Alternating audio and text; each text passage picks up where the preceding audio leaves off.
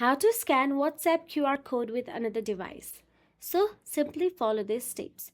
First of all, on your PC or laptop, go to the WhatsApp web.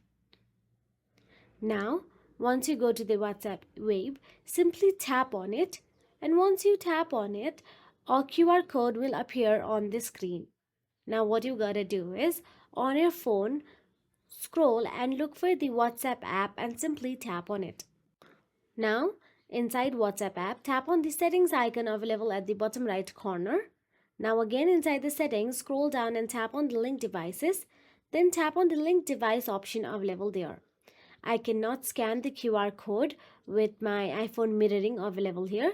So, your phone's camera will open and point your phone's camera at the QR code on the computer screen. And that is it.